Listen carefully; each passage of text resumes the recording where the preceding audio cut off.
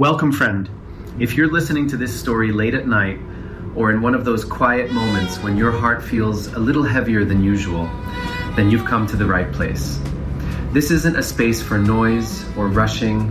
It's a place for slowing down, for old memories, and for folks who've lived long enough to understand the comfort of silence.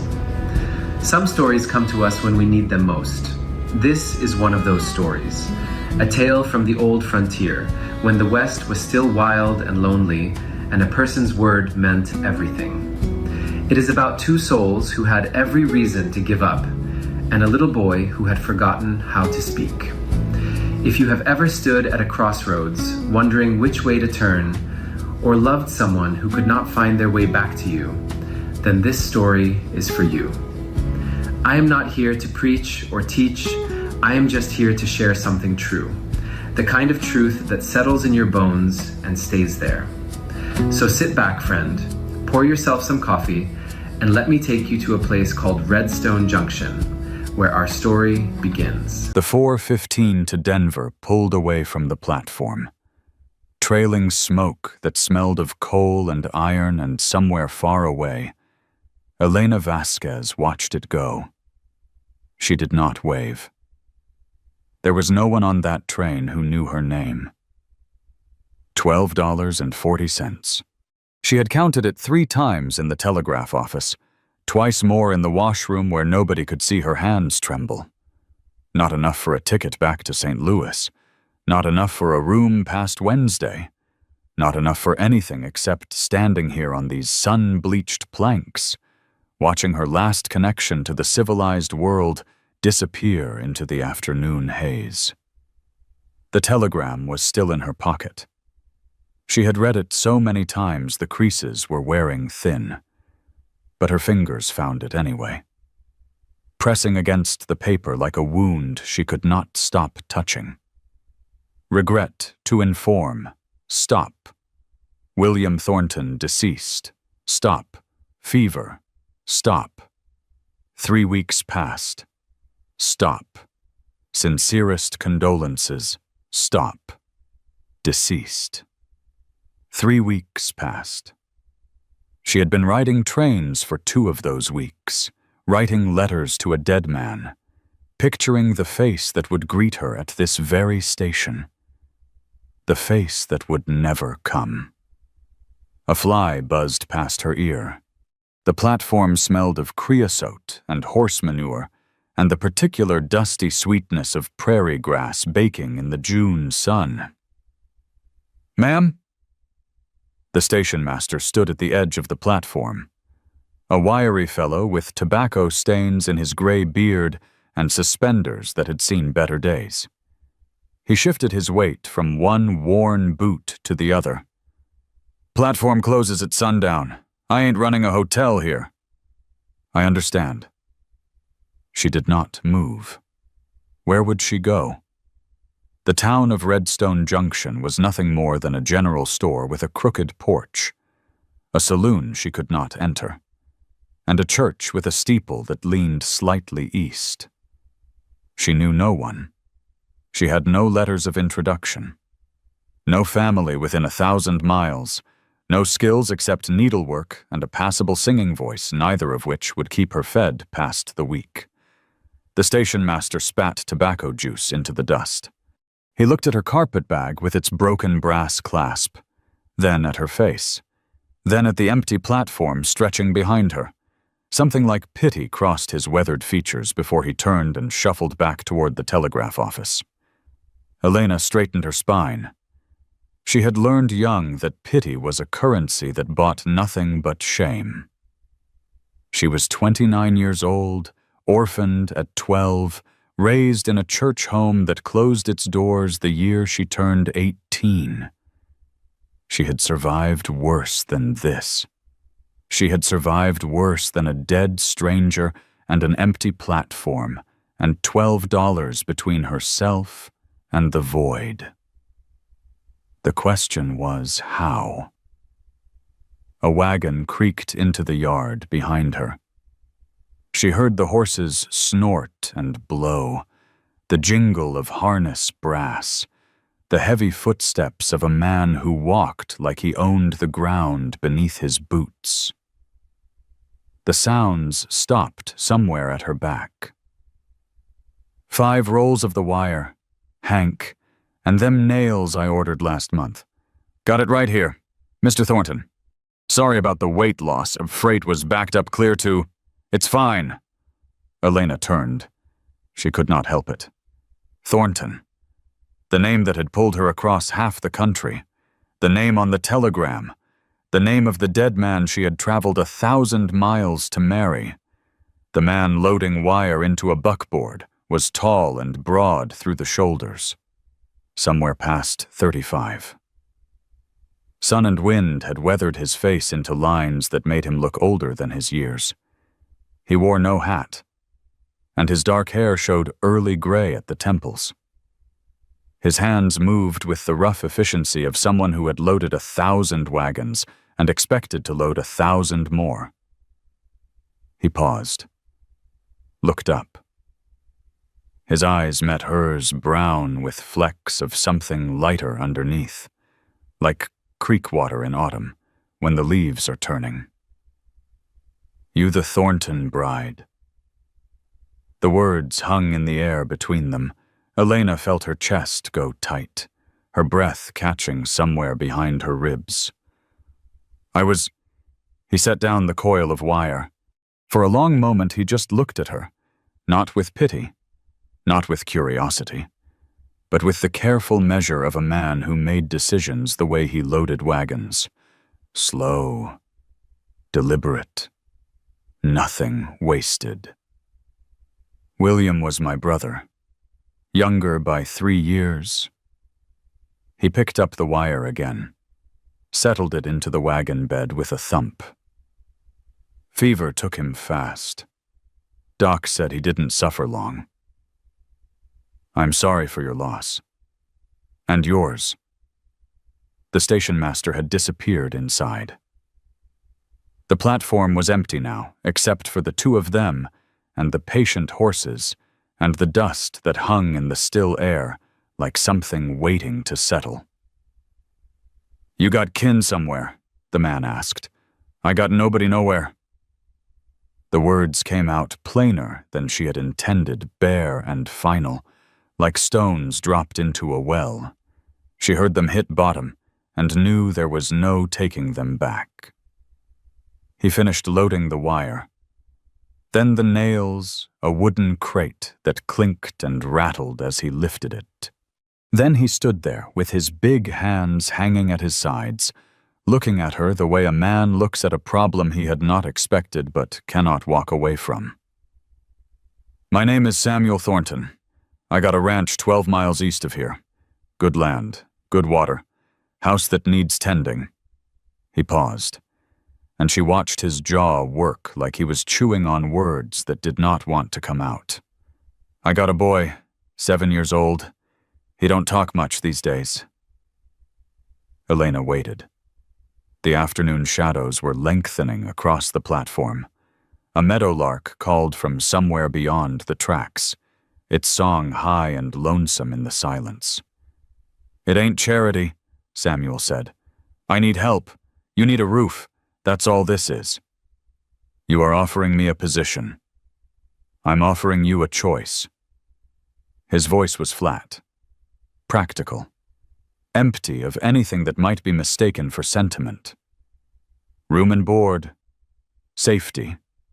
In exchange, you care for the boy and keep the house. We marry legal. For propriety town talks enough already. But separate rooms, separate lives, no pretense between us. The sun was sinking toward the western hills, painting the sky in shades of copper and rose. Soon the platform would close. Soon the choices would narrow to one walk into town with $12 and pray for a miracle. Or climb into a wagon with a stranger who looked at her like she was a fence that needed mending. Why? She asked. Why what? Why help me? You don't know me from Adam. He looked away, toward the hills going golden in the late light. Something moved behind his eyes, old and tired and buried deep. "Because my brother brought you here. And my brother is dead, because my boy needs someone. And I ain't enough." He stopped, shook his head. "Because I can't just drive off and leave you standing here. That's all." Elena looked at him. She saw the weariness in the set of his shoulders, the loneliness he carried like a second skin. She saw a man who had been hauling something heavy for a long time and had forgotten there was any other way to stand. She bent and picked up her carpetbag. The broken clasp caught the fading light. "All right, Mr. Thornton?" He nodded once, no smile, no relief, just the acceptance of a bargain made. He reached for the carpetbag, but she did not hand it over. Instead, she stuck out her right hand, palm sideways, the way men shake on a deal. He looked at her hand for a moment, then at her face. Something flickered in those autumn water eyes, surprise, maybe, or something like respect. He took her hand. Her grip was stronger than he expected. His palm was rough as sandpaper and warm from the work. They shook once. Done. The station master had come back out to watch. He stood in the doorway of the telegraph office, arms folded, shaking his head slow. "Well," he said to no one in particular, "reckon that's one way to do it." The wagon pulled away from the station, wheels creaking, horses stepping steady. Elena sat straight-backed on the wooden seat, her carpetbag wedged between her feet and the boards. Her calico dress was stiff with 2 weeks of train dust. Her future was as uncertain as the road unspooling before them through the tall grass. She did not look back at the station. There was nothing behind her now but smoke and memory and a telegram that had cost 2 cents to send and everything to receive. Ahead, the sun was setting. The prairie rolled out like an ocean turned to gold, endless and still. Somewhere in that vastness, a little boy sat alone in a quiet house, stacking wooden blocks into towers that always fell. She did not know his name yet. She did not know the color of his eyes or the shape of his silence.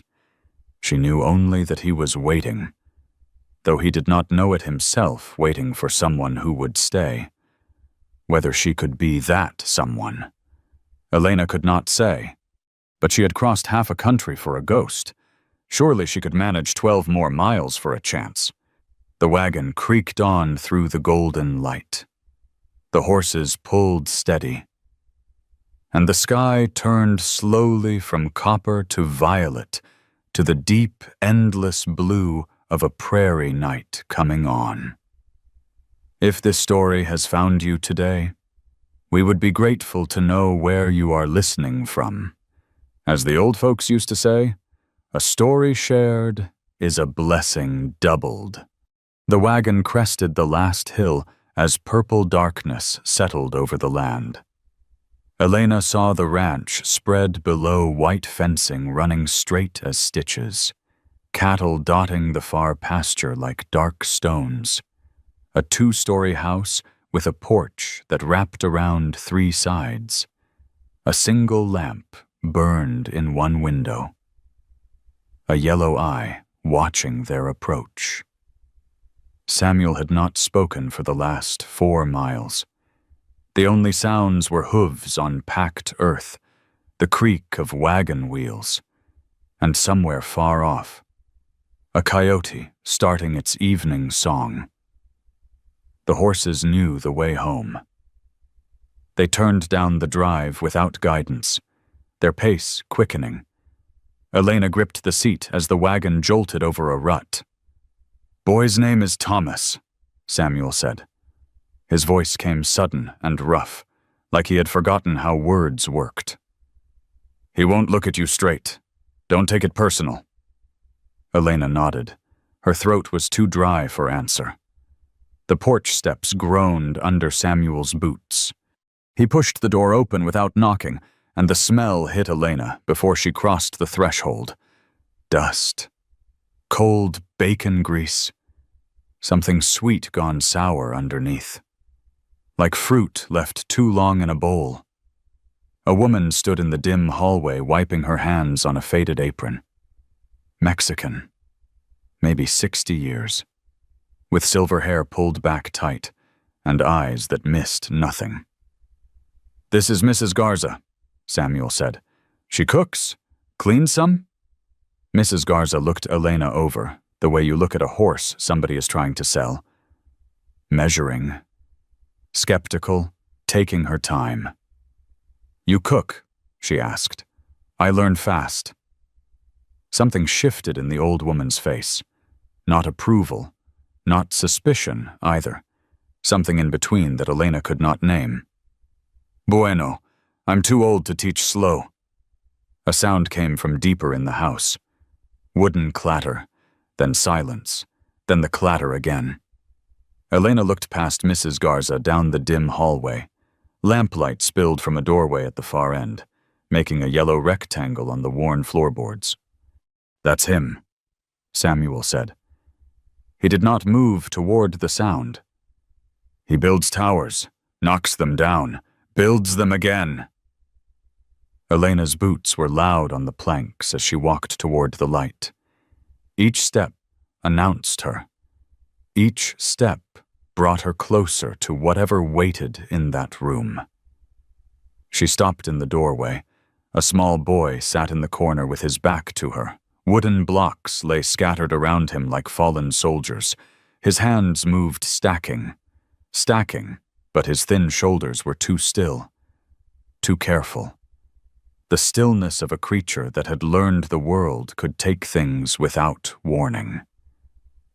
He did not turn around. Elena watched his narrow back rise and fall with each breath.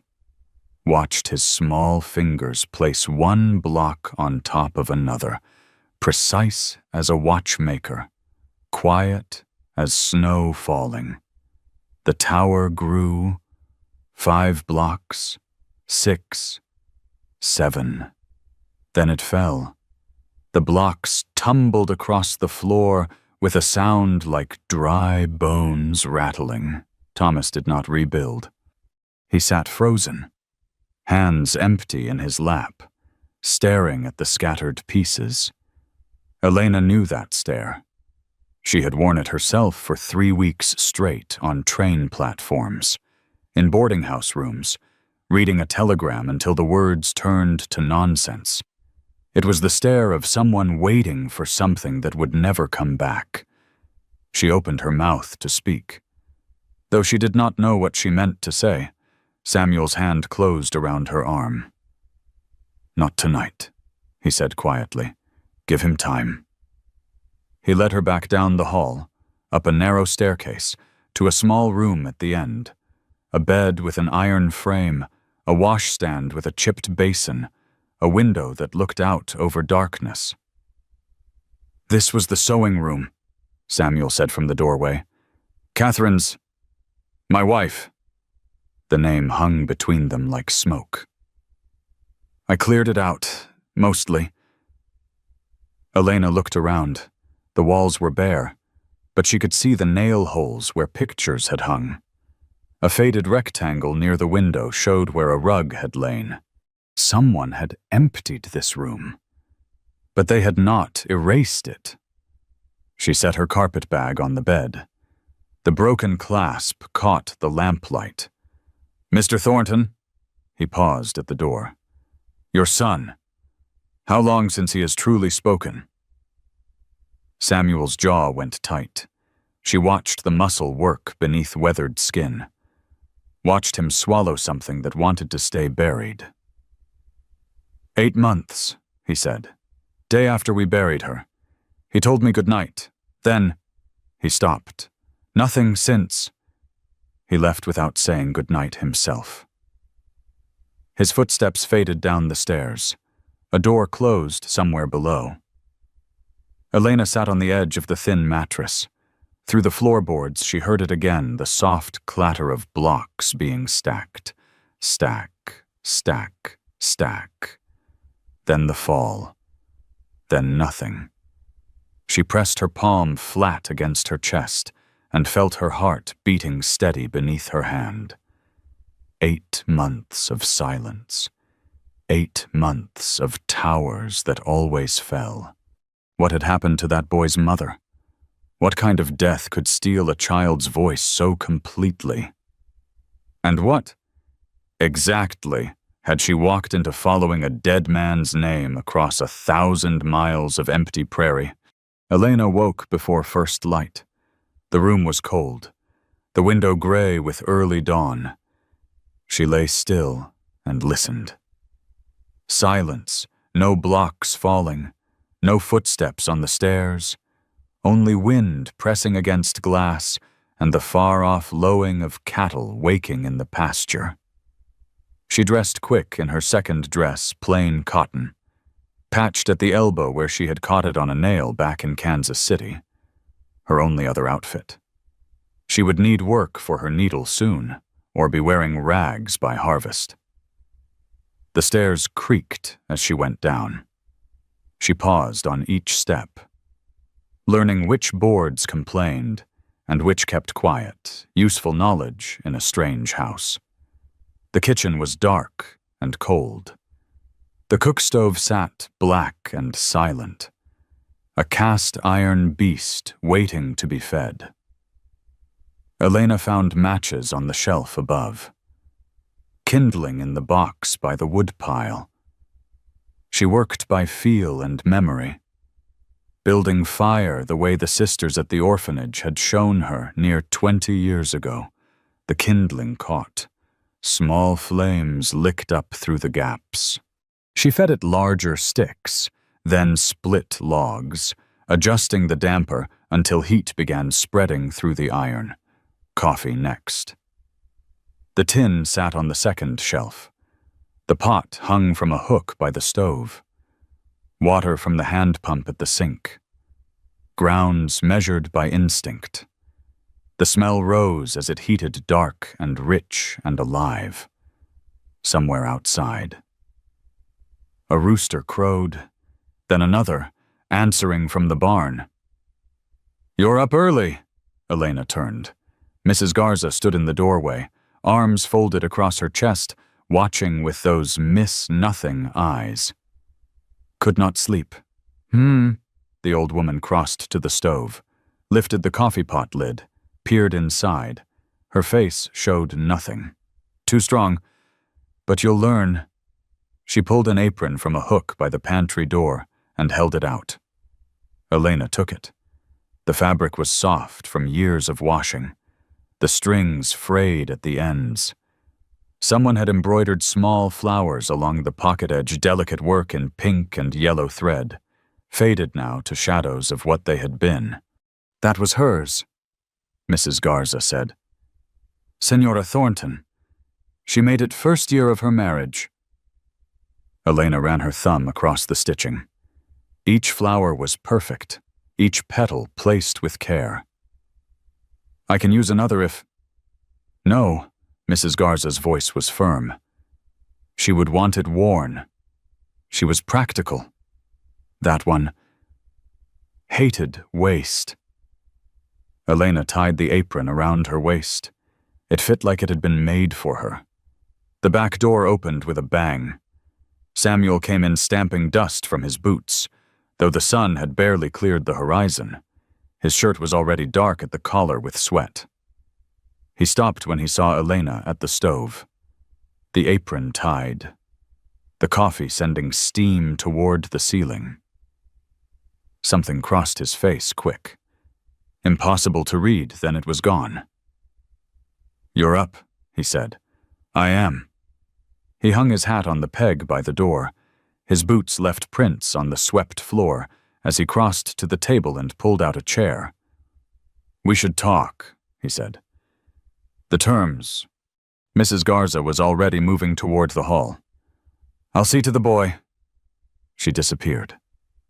The kitchen felt smaller, with just the two of them in it. Elena poured coffee into 2 cups, set one in front of Samuel, kept one for herself. She did not sit, not yet. "The terms," she said. "You heard what I said at the station?" "I heard. I need to know you understand." He wrapped both hands around the cup, though the coffee was too hot to drink. "This is not I am not looking for. I understand, Mr. Thornton. Do you—" His eyes found hers, direct, unwavering, the eyes of a man who had made hard choices before and would make them again. "You need someone for your son," Elena said. "Someone for this house. You do not need a wife, not truly." "No, and you are offering me safety, a roof, a place to be." "Yes. In exchange for what exactly?" He set down the cup. His hands were rough, the nails dark with work that never quite washed away. Honest hands. Capable hands. "You tend to Thomas. You run the house. Cooking, cleaning, whatever needs doing." He paused. "You do not ask questions about Catherine. You do not try to fix what cannot be fixed. And we marry legal, so the town has nothing to wag tongues about. A marriage in name only? Yes. Separate rooms? Yes. And what do I call you, Mr. Thornton Samuel husband?" His jaw tightened. "Whatever suits you. Makes no difference to me." Elena pulled out the chair across from him and sat. The wood was hard, the table scarred with knife marks and water rings. How many meals had been eaten here? How many words spoken? How many silences endured? "I have a question," she said. "Ask it. Thomas." She kept her voice level. Careful. "You said 8 months, but when exactly did he stop?" "What day?" Samuel's hands went still on the cup. "Morning after the funeral. He came down for breakfast, same as always. I asked how he slept." He stopped, swallowed hard. He said fine. Just that one word. Then nothing. Not a sound from that day to this. What happened to her, to Catherine? His face closed up like a shutter slamming. "I said no questions about Catherine. Mr. Thornton, that is the deal." His voice went flat and hard as the table between them. "You want to stay. You take the terms as they stand. You want answers. You find them somewhere else." Elena held his gaze. She could push. She could demand. She could walk out the door right now with her $12 and her broken carpet bag and take her chances with the world. Or she could stay and watch and learn. "All right," she said. "I accept your terms." She put out her hand across the table. Same gesture as at the station. Same straight spine. Samuel looked at her hand, then at her face. He took it. His grip was brief and firm. "Saturday we go to town. See the preacher. Make it legal." "Fine." He stood, scraping the chair back. At the door he stopped with one hand on the frame. "The boy will not make it easy. He does not trust anymore." "Neither do you." He did not argue. He looked at her with those creek-water eyes, and for just a moment she saw something underneath, wounded and wary, and almost human. Then he was gone. The door swung shut behind him. His boots thudded across the porch and down the steps. Elena sat alone at the scarred table. The fire crackled in the stove. Coffee cooled in her cup.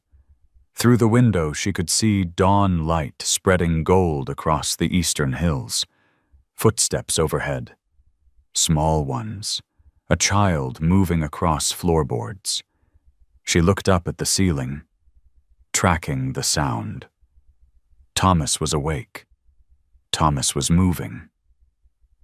The footsteps stopped directly above her head. Then, slowly, they started down the stairs. Elena stood.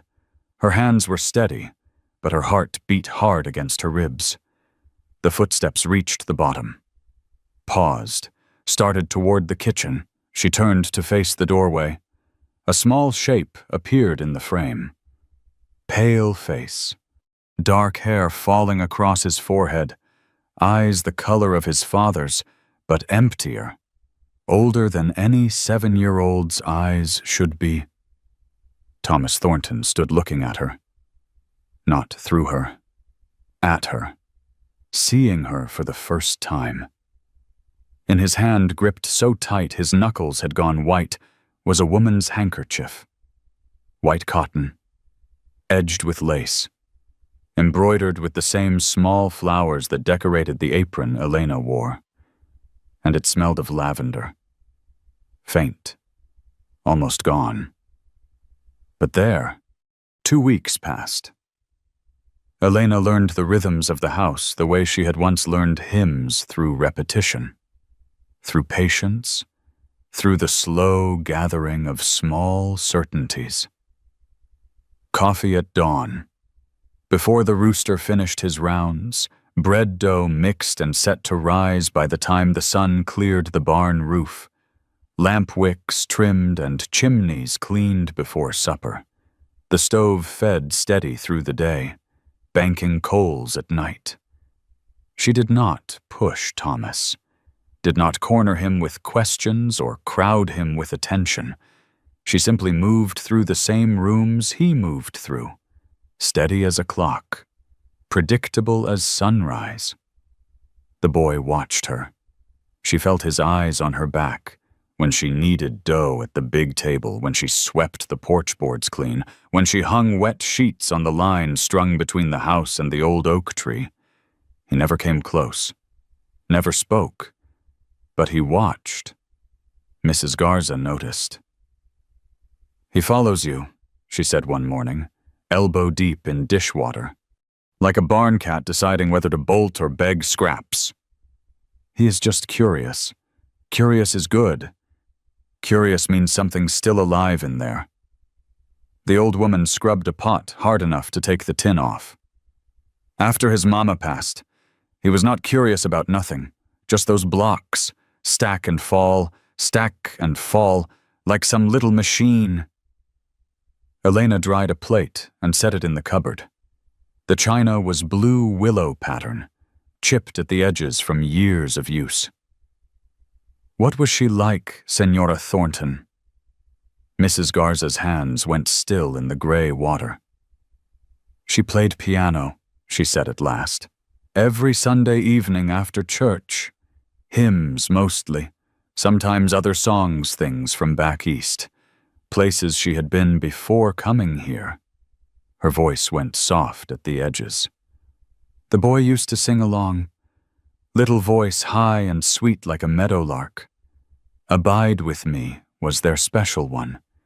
They sang it together every week. Elena glanced toward the parlor doorway. She had noticed the shape in the corner. Her first night, something large covered with a white sheet, gathering dust. "The piano," she said. "Senor Thornton covered it the night she died. Not a soul has touched it since." That evening, after Samuel had gone to the barn for his final check on the stock, and Mrs. Garza had retired to her room off the kitchen, Elena stood alone in the parlor doorway. The house was quiet. Through the ceiling she could hear Thomas moving in his room above the soft thump of blocks being stacked in the dark. The sheet hung white and ghostly in the lamplight from the hall. Dust lay thick on its folds, undisturbed for 8 months. Elena crossed the room. Her footsteps sounded too loud in the silence. She stopped before the shrouded shape and stood there with her hand raised, fingers hovering over the fabric. "What are you doing?"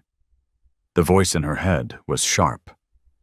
"This is not your house, not your piano, not your grief to disturb." But her hand was already moving, already gripping cloth, already pulling.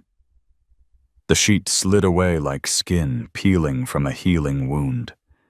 Beneath it, the piano stood waiting, rosewood cabinet dulled with neglect, ivory keys gone yellow at the edges. A hymnal sat open on the music stand, the pages soft and wavy from humidity. Elena lowered herself onto the bench. The wood was cold through her thin dress. She placed her fingers on the keys. Not pressing yet, just feeling the slight give of ivory against her fingertips. She had learned piano at the orphanage. Nothing fancy. Simple hymns to accompany Sunday services. Just enough to be useful. Her right hand found a chord. C major. The first shape any child learns. She pressed down. Sound filled the room rich and full, though the upper notes rang slightly flat from months without tuning. A piano that had been silent too long, remembering how to sing. Elena played the opening bars of "Abide with Me." Slow, careful. Her fingers found the notes from some deep place below memory. She made it through the first verse before she heard them. Footsteps, soft, careful. The footsteps of someone trying hard not to be heard. She did not turn around, kept her eyes on the yellowed keys, her ears tracking the small sounds behind her. The footsteps stopped, near the doorway, close. She finished the verse. Let the last chord fade to silence. Still, she did not turn. "I will play again tomorrow evening," she said quietly, to the empty air. "If you want to listen." No answer. Not a sound. Then soft as a held breath, the creak of a floorboard, the whisper of bare feet retreating on wood. The footsteps went up the stairs and faded into the rooms above. Elena sat alone at the piano, hands resting on silent keys. Her palms were damp. Her pulse beat quick in her throat. She had not looked, had not turned around, had given him the choice to stay or run. He had run, but he had come first. That was the thing that mattered. He had come. The next evening she played again. Same hymn, same slow, careful notes. The footsteps came again, stopped in the same spot, listened. This time they stayed longer before retreating. The third evening. Elena heard something different, a soft thump, like a small body settling against the doorframe. She played all 4 verses straight through. When she finished, the quality of silence behind her had changed. Fuller somehow, inhabited. She still did not turn. "Your mama had a beautiful piano," she said to the darkness over her shoulder. "I reckon it missed being played." Nothing. "I am not near as good as she was, I am certain of that, but I can try." Still nothing. "Good night, Thomas." The footsteps retreated, slower this time, reluctant. Elena allowed herself a small smile in the empty room. The next morning she found something outside her bedroom door, a single wooden block set square in the center of the threshold. Red paint worn at the corners from years of small hands. She picked it up, turned it over. Such a small thing, such a simple offering. The first thing Thomas had given anyone in 8 months. She carried it downstairs, tucked in her apron pocket, and said nothing about it to anyone. Some gifts were too fragile for words. That afternoon she brought water to Samuel in the north pasture. The sun stood high and brutal, the air thick with dust and the green smell of cattle. She found him bent over a fence post, setting wire, his shirt black with sweat. "Mrs. Garza thought you might be thirsty." He straightened slow, pressing one hand to the small of his back, looked at the jar in her hand, then at her face. Something moved behind his eyes, surprise maybe, or suspicion, but he took the water without comment. He drank the whole jar without stopping. His throat worked with each swallow. When he finished, he dragged his sleeve across his mouth and handed back the empty jar. "Thank you." 2 words, more than he usually offered. Elena nodded and turned to go. "The piano," he said. She stopped, did not turn around. "I heard you playing. These last few nights." "I am sorry. I should have asked before."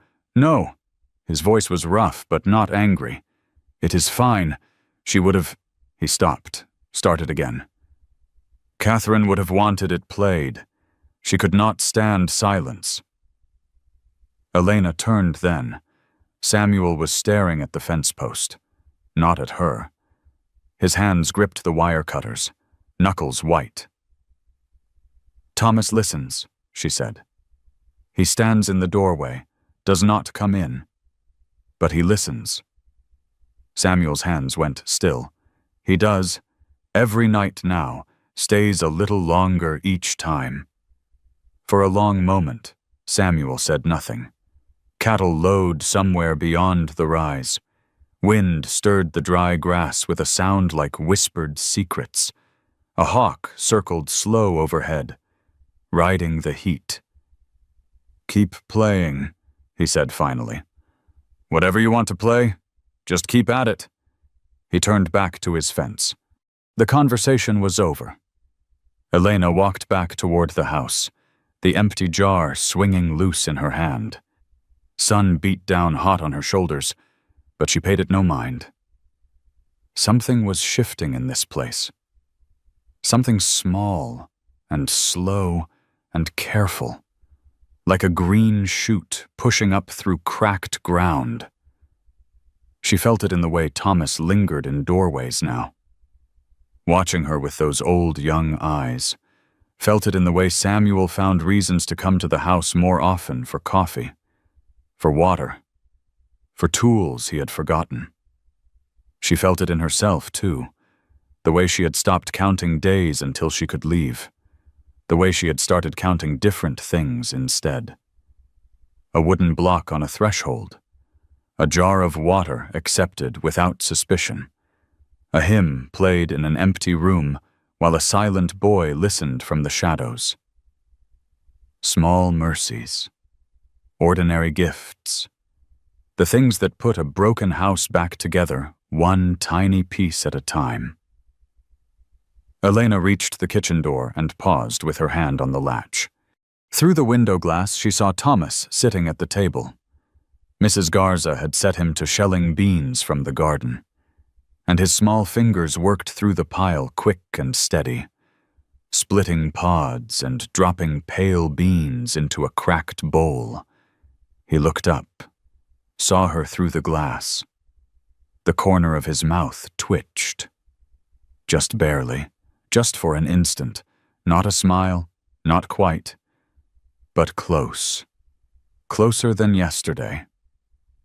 Elena pushed open the door and stepped into the kitchen's warm bread smell. "I hear you are good with beans," she said. Thomas looked down at his work. Fingers kept moving, steady and sure. "The brown hen laid 2 eggs today," Elena went on, crossing to the sink to wash out the jar. "I have been calling her Mabel. She is lazy as sin, but she tries." She was filling silence, and she knew it. Talking low and easy the way you talk to a spooked horse. No quick moves, no loud sounds. Thomas's fingers paused on a bean pod. Elena kept her back to him. kept washing, kept the words coming gentle. The spotted one gave us 3. I do not have a proper name for her yet. Maybe you could think of one. Silence stretched thin as wire. Then, quiet as dust settling, Penny. Elena's hands went still in the water. Penny, she repeated. Careful. That is a fine name. Mama named her. His voice was rusty, creaking, like a gate too long unopened. Before. Elena turned off the pump, dried her hands slow on her apron, turned around even slower, the way you move when any sudden thing might shatter what has just begun. Thomas was watching her. His eyes were wet, but the tears stayed put. Your mama knew her chickens, Elena said. He nodded once. A real nod. A child's nod. Then he looked back at the beans. His fingers started moving again. The moment passed. But it had been real. It had happened.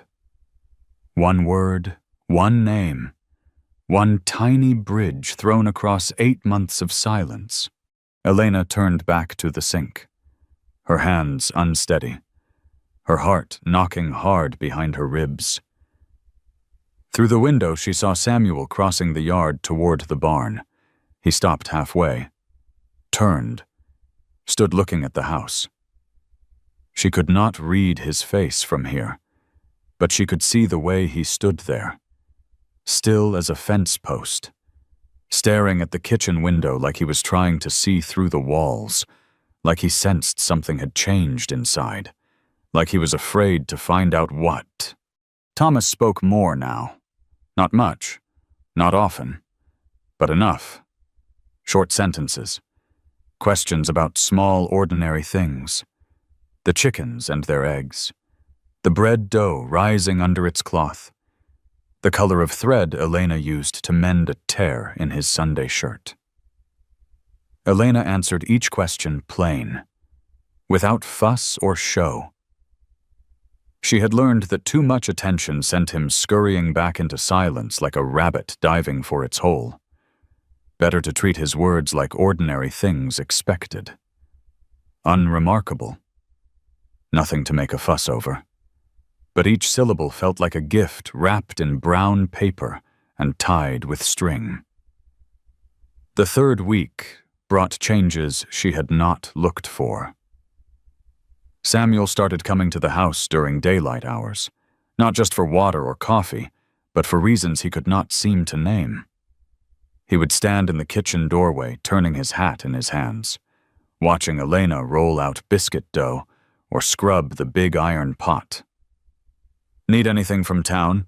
He asked one morning, his voice gruff as gravel. Thread, if they have it, brown, and sugar. The tin is near empty. He nodded, did not leave. Elena looked up from the dough, flour dusting her forearms to the elbow. Something else. His jaw worked. That familiar motion, like chewing on words that did not want to come loose. The boy, he said finally. He talked to you. Mrs. Garza said so.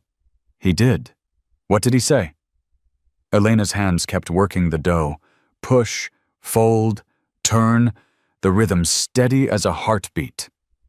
He named a chicken, Penny, said his mama gave her that name.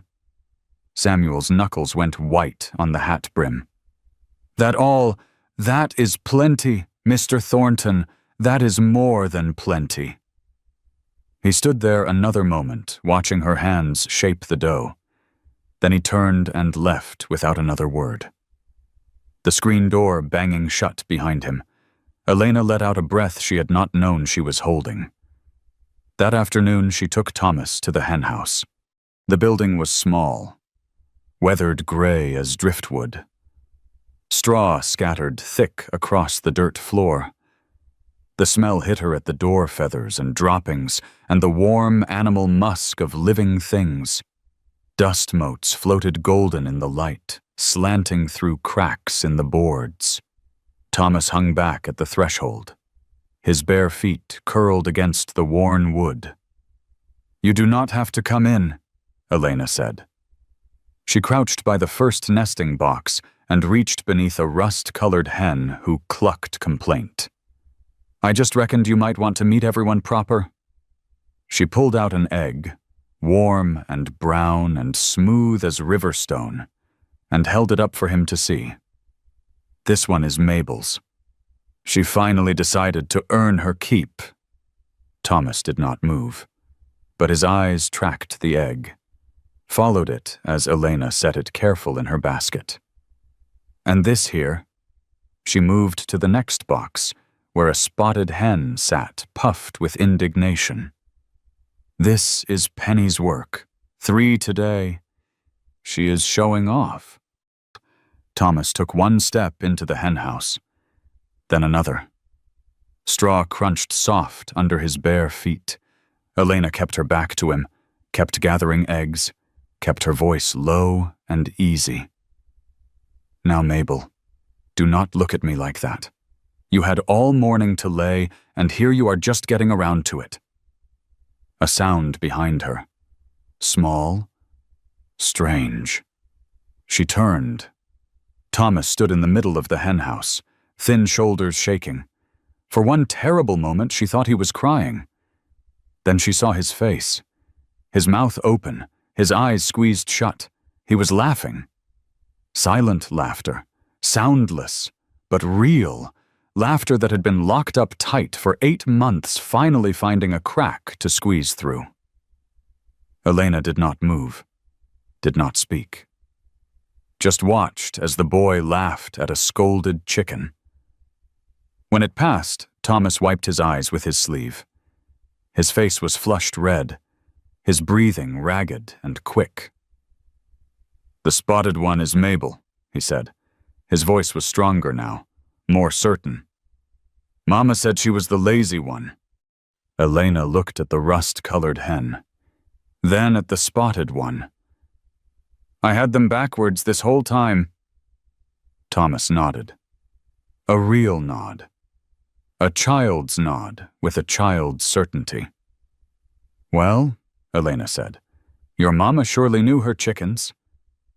Something moved in Thomas's face, the shadow of a smile, quick as a fish in clear water. "She knew everything about chickens," he said, "and horses, and the garden too." He stopped. Swallowed. She always knew when storms were coming, before anybody else could tell. Elena set the egg basket down slow and careful on the straw. "She sounds like a very wise woman." "She was." Thomas's voice wobbled but held steady. "She could make anything grow. Papa said she had hands that could coax flowers out of bare rock." "Papa." The word landed soft as a feather, but heavy as stone. What else could she do? Thomas was quiet for a long stretch. The hens clucked and muttered around them, scratching at straw, unaware of the weight of words being spoken above their bobbing heads. "She could sing," he said at last. "Every night before bed, she would sit on my bed and sing until I fell asleep." Elena's throat tightened like a fist was closing around it. What songs did she sing? "Abide with me." The words came out cracked down the middle. That was our special one, just hers and mine. Elena thought of the hymnal on the piano stand, open to a page she had not looked at close. She thought of the first notes she had played, chosen almost by accident in the dusty parlor. Not accident at all, not accident one bit. "Would you like—" She stopped, tried again. "Would you like me to play it tonight on the piano, that song?" Thomas's eyes went wide as dollars. She thought she had pushed too far, asked too much, broken whatever fragile thing was growing between them. Then he nodded. small, fragile as a soap bubble. "All right," he whispered. "All right." That evening, Elena sat at the piano as the last daylight faded from the windows. Thomas stood in his usual spot by the doorway, but closer now, close enough she could hear him breathing. She set her fingers on the cool ivory.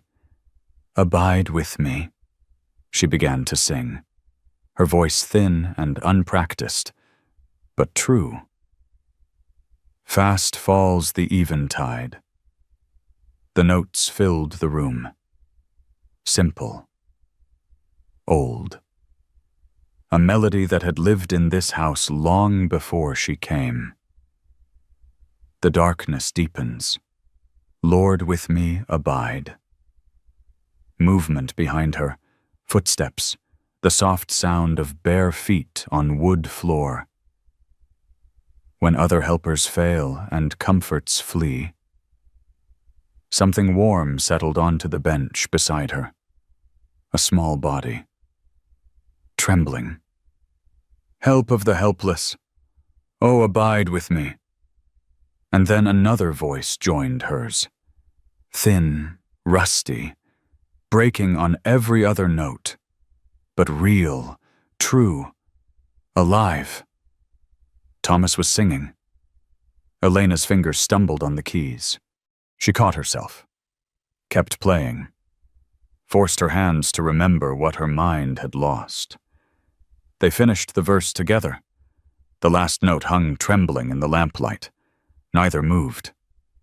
Elena looked down at the boy beside her.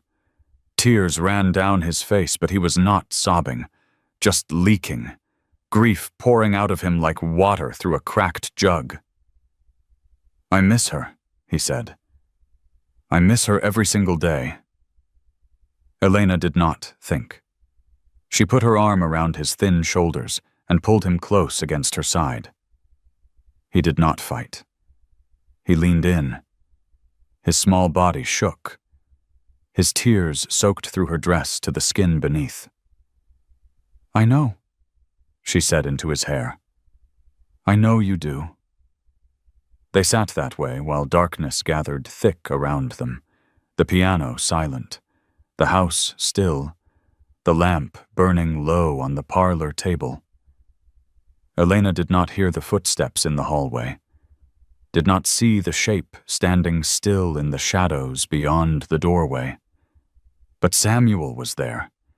He saw his boy weeping in a stranger's arms, saw the child who had not made a sound in 8 months crying for the mother he had lost.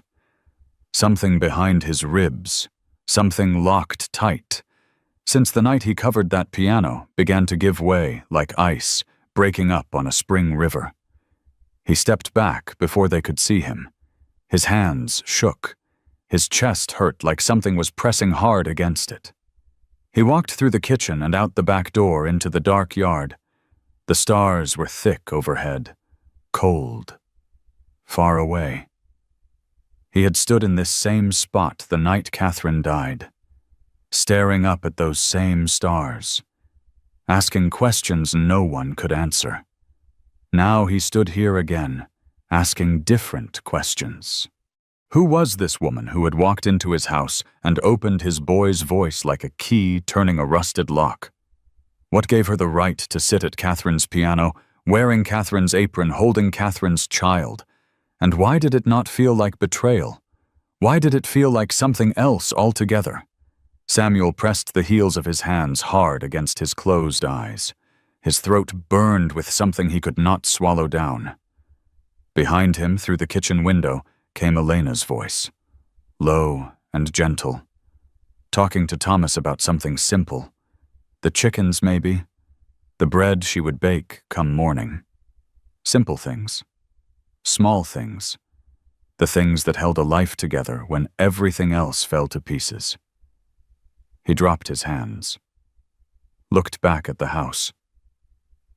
The lamp in the kitchen window glowed warm and yellow. Inside that circle of light, his son was talking. His son was crying. His son was more alive than he had been in 8 long months. Because of her, Samuel drew a deep breath, let it out slow through his teeth. Then he walked back toward the house, boots heavy on the hard-packed dirt, the weight in his chest heavier still. He did not know what he was walking toward, did not know what words he would find when he got there. He only knew that something had changed, and there was no way back to what had been before. Samuel found reasons to stay close to the house. He noticed it first in small ways. The coffee he nursed at the kitchen table long after the cup went cold. The tools he forgot in the barn that required trips back across the yard. The questions he asked about Thomas, questions he could have answered himself if he had only paid attention these past months. But paying attention meant looking, and looking meant seeing Elena. She moved through his house like she had always lived there, her hands on Catherine's blue willow dishes, her voice filling Catherine's kitchen with talk of bread and weather and the small doings of chickens. Her laughter rare but real when it came filling corners that had been silent since the funeral. It unsettled him. It drew him close. He could not tell which feeling ran stronger. One evening, he came in from the barn to find Elena reading aloud by the fireplace. Thomas sat on the braided rug at her feet, his head resting against her knee, eyes half shut. Her voice moved steady through a story about a knight and a dragon and a castle made of ice. Samuel stopped in the doorway, hat in his hands, watching. Thomas looked different, softer somehow, the hard edges of grief worn smooth, replaced by something that looked almost like peace. Elena glanced up. Their eyes caught and held. She did not stop reading. Her voice went on, low and unhurried, but something passed between them across the dim room. A question with no words, an answer with no shape. Samuel turned away, climbed the stairs, shut his bedroom door. He sat on the edge of the bed he had shared with Catherine for 9 years and pressed the heels of his hands hard against his eyes. "What are you doing?" The voice in his head was sharp as a slap. "What are you letting yourself feel?" He had no answers. Was not certain he wanted any. Morning came gray and cool. Elena was already in the garden when he found her, kneeling in the dirt between rows of tomato plants. Her hands worked the soil around the stems, pulling weeds, loosening earth. Sweat darkened the back of her dress, though the sun had barely topped the barn. "You are up early," he said. She did not look up.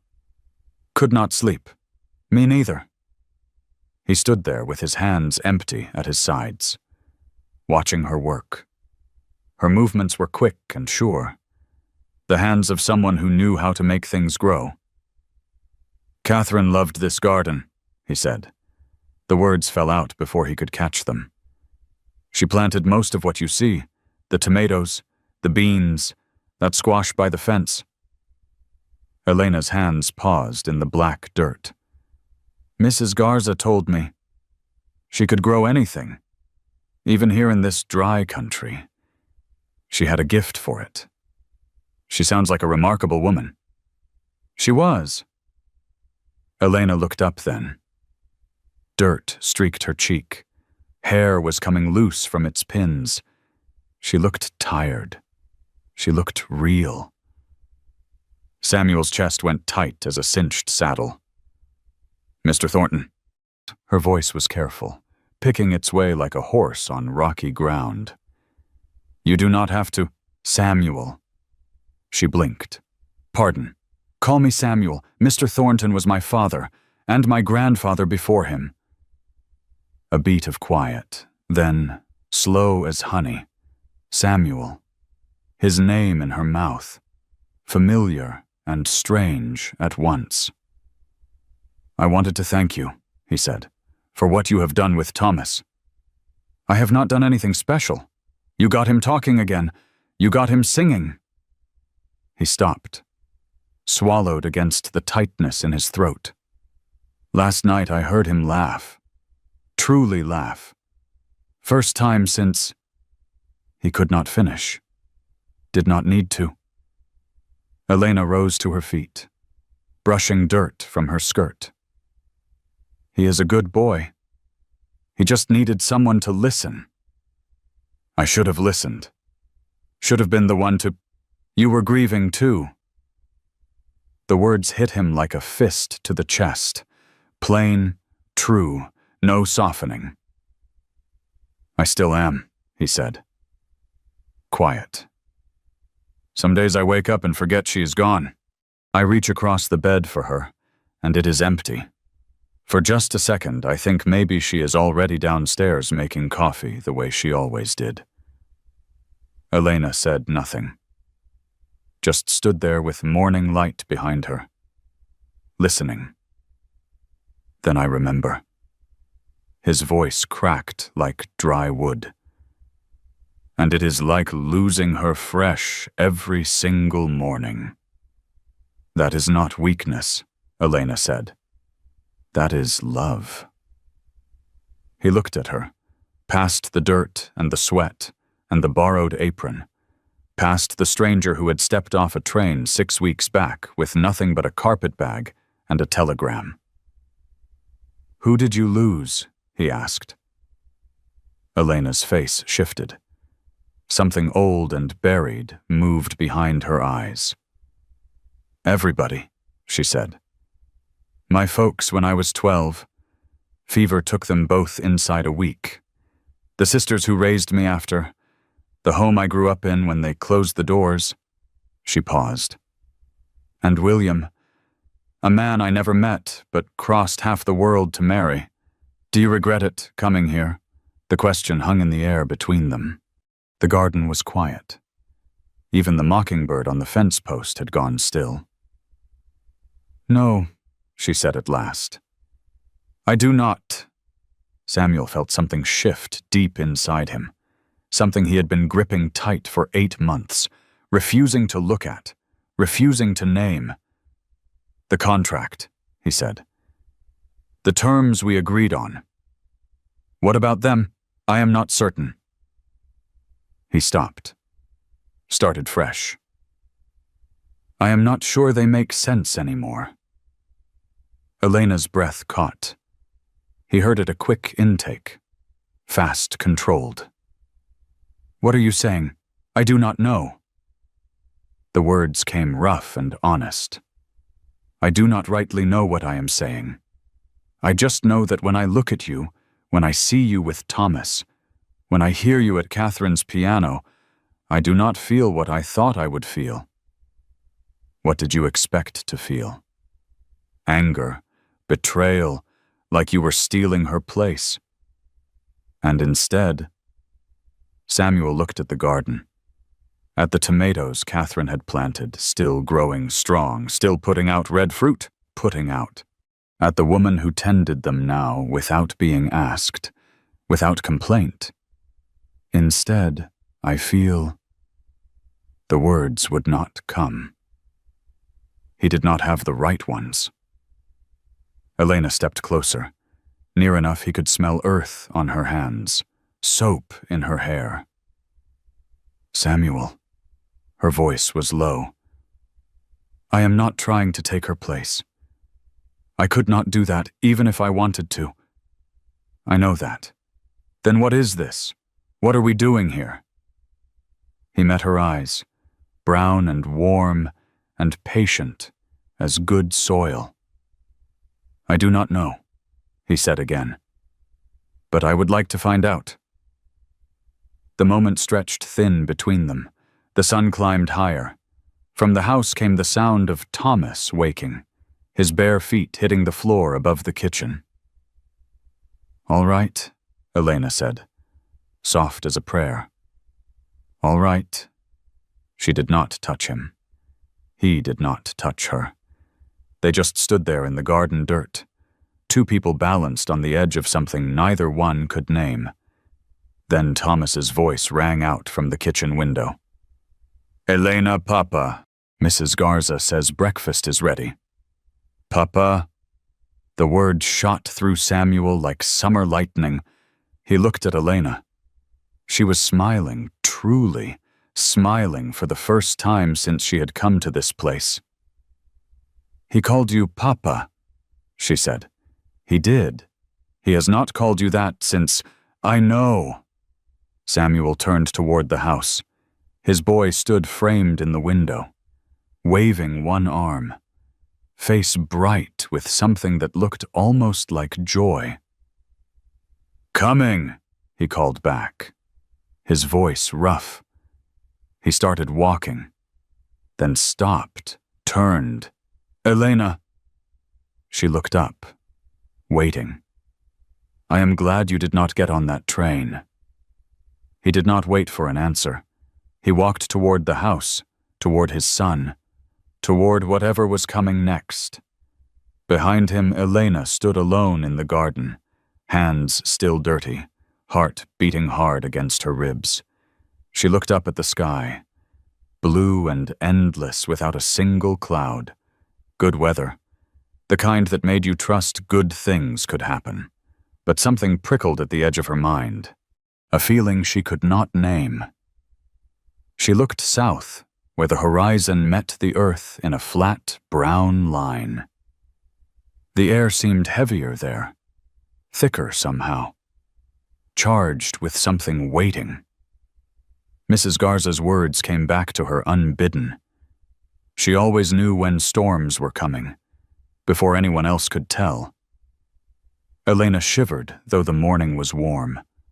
She could not say what was coming, but something was, and she knew in her bones it would test everything they had started to build. A month had passed since Elena stepped off the platform at Redstone Junction. The house had found its rhythm now, breakfast at dawn, work through the heat of day. Supper as the sun went down. Laughter lived here again, rare and startling when it came, breaking through the quiet like bird song through fog. Thomas helped in the kitchen garden most mornings. His small hands pulled weeds with careful attention, and his voice still rough at the edges but growing stronger, asked questions about everything under the sun. Why did tomatoes turn red when they ripened? How did beans know which way to climb? What made the squash grow so heavy it bent the vine to the ground? Elena answered each question, serious as Sunday, like they were the most important questions ever asked, because to Thomas, they were. Samuel watched from the edges of things. He found reasons to come to the house more often now, excuses that fooled no one. He lingered longer at meals. He stood in doorways with his hat in his hands. Once Elena caught him at the parlor entrance while she played piano, his face unreadable in the yellow lamplight. They did not speak of what had passed between them in the garden that morning, but something had shifted, and everyone felt the change. Even Mrs. Garza, who said nothing but smiled into her mending with knowing eyes. On the 4th Sunday of June, Samuel did something he had not done since Catherine's funeral. He asked if they might take supper out on the porch. "Evening's warm enough," he said, not quite meeting Elena's eyes. "Might be nice to watch the sun go down." Thomas looked up from his plate, eyes wide as saucers. "We have not done that since," he stopped. The unfinished words hung in the air like smoke. "Since your mama." Samuel finished quiet. "I know. I reckoned maybe it was time." They carried the table outside together, Samuel and Elena at either end, Thomas directing them with the authority of a general commanding troops. Mrs. Garza brought the food out last, roast chicken with crisp skin, fresh bread still warm from the oven, green beans from the garden that Thomas had helped pick that very morning. The sunset painted the prairie in shades of copper and rose. Cattle lowed soft in the far pasture. A hawk circled lazy overhead, riding the last warm currents of the day. Samuel sat at the head of the table. Elena sat across from him. Thomas sat between, talking without pause about the hawk and the chickens and the fat grasshopper he had caught by the barn and let go again. For the first time in near a year, the Thornton Ranch felt like home. "Papa," Thomas said through a mouthful of bread, "tell Elena about Mama and the storms." Samuel's fork stopped halfway to his mouth. "Thomas, please, it is a good story. She would like it." Elena watched Samuel's face. The struggle there was plain to see, the past pulling against the present. Old grief wrestling with something new trying to be born. "Your mama loved storms," he said at last, setting down his fork. "Most folks in these parts see lightning on the horizon and head for cover, quick. Not Catherine. She would stand right here on this porch and watch them roll in across the flats. Said it was like watching—" He stopped, swallowed hard. "Like watching creation happen right before your eyes." "She was not afraid?" Elena asked. "Never once. She used to say fear was just excitement that had not caught its breath yet." A ghost of a smile crossed his weathered face. "She was always saying things like that. Things that made no sense until you thought on them a while." Thomas was beaming bright as the sun set.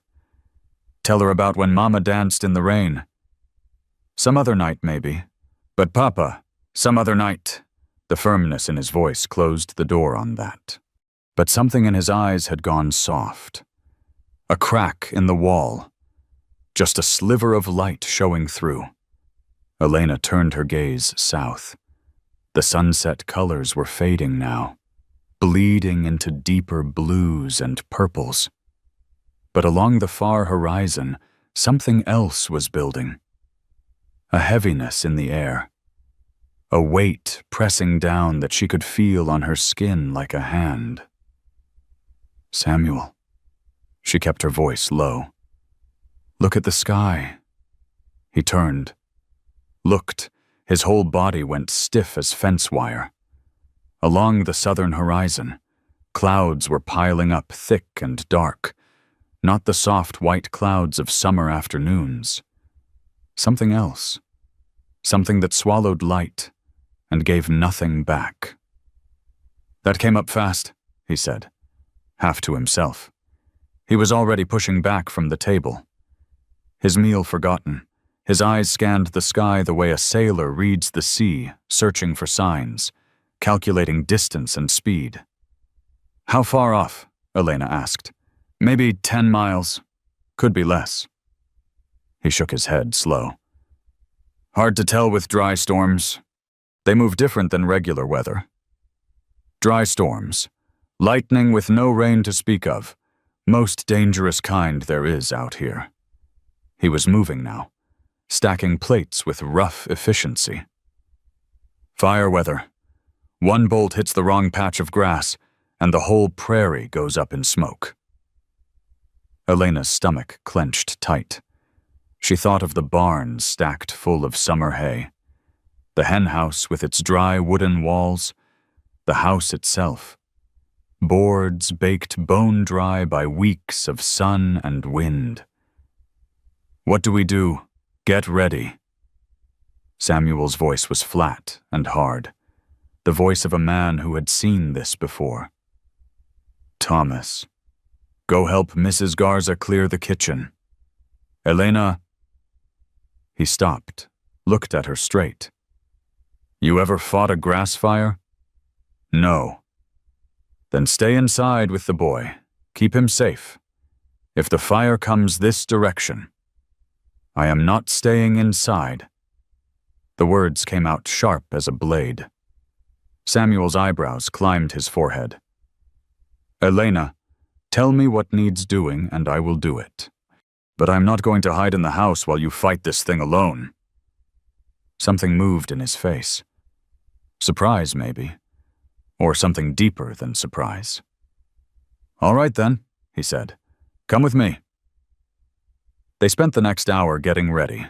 Samuel showed her where the long-handled shovels hung in the barn, how to soak burlap sacks in the water barrels, where those barrels sat at each corner of the house. He walked her through the making of fire breaks, trenches scraped down to bare dirt to starve flames of fuel, and pointed out the paths the cattle would follow if they had to be turned loose.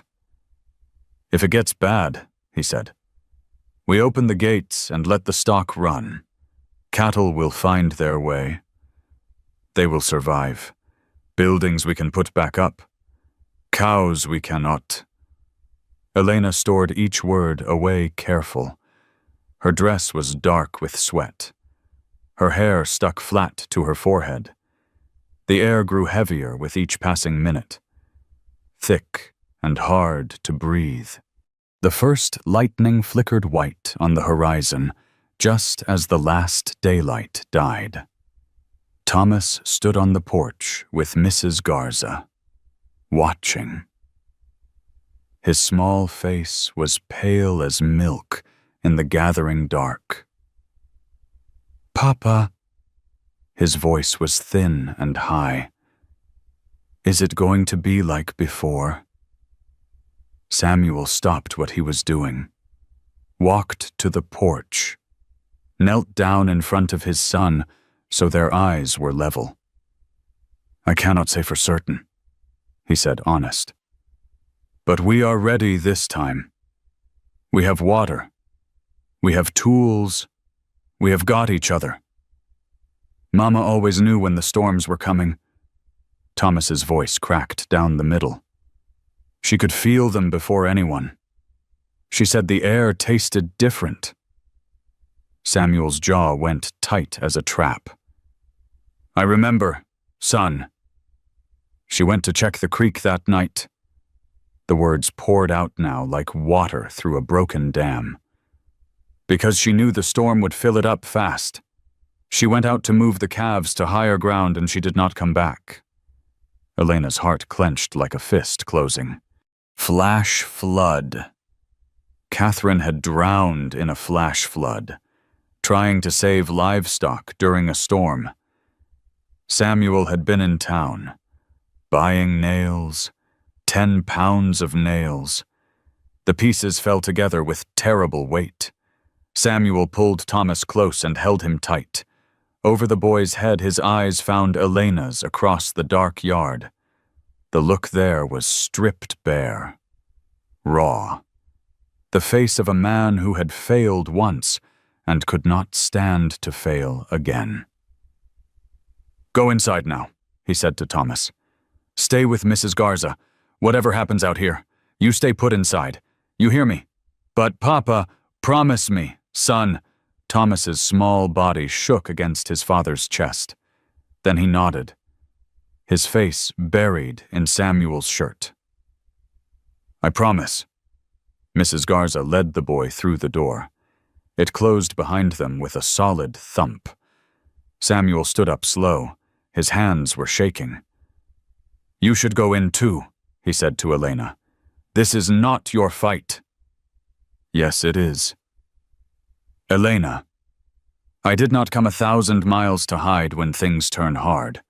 When she stepped closer to him in the dark, you gave me a roof over my head, a place to belong.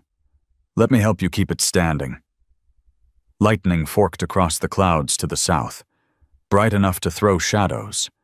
Thunder followed a few seconds behind a low rumble that Elena felt in her chest more than heard with her ears.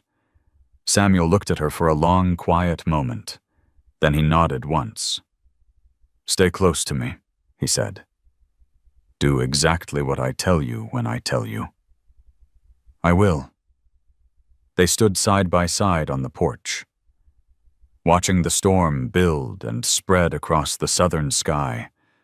The wind was rising now, hot and dry, carrying the smell of dust and something sharp underneath, like iron, like blood before a wound opens. Somewhere out in the dark, the cattle had gone restless. Elena could hear them calling to each other, moving, bunching up the way animals do when they sense bad things coming. Samuel's hand found hers in the darkness. His grip was rough with calluses, warm despite the wind. "Whatever comes," he said low. "I am glad you are here." She squeezed back. "So am I." The first bolt of true lightning struck the earth 3 miles south. For one frozen heartbeat, the whole prairie lit up white as noon, every blade of grass, every fence post, every shadow thrown sharp and black, then dark again, darker than before. And there at the edge of sight, right where the lightning had touched down, Elena saw something that turned her blood to ice water. A line of orange light, flickering, spreading, growing wider as she watched. Fire. "Samuel," she breathed. But he was already running. The fire moved faster than Elena could have imagined. One moment it was a distant orange line on the dark horizon. The next it was a wall, a living, breathing wall of flame that swallowed dry grass like a starving beast. Wind pushed it forward without mercy, driving it toward the ranch with terrible purpose. Elena ran after Samuel, her boots pounding hard on packed earth. The heat reached her face before she made it to the north fence, a blast of furnace air that stole her breath and set her eyes streaming. "Shovels!" Samuel shouted over the roar. "By the barn door!" She veered left and sprinted for the barn. Inside, the horses screamed and kicked at their stall doors, the whites of their eyes glowing wild in the darkness.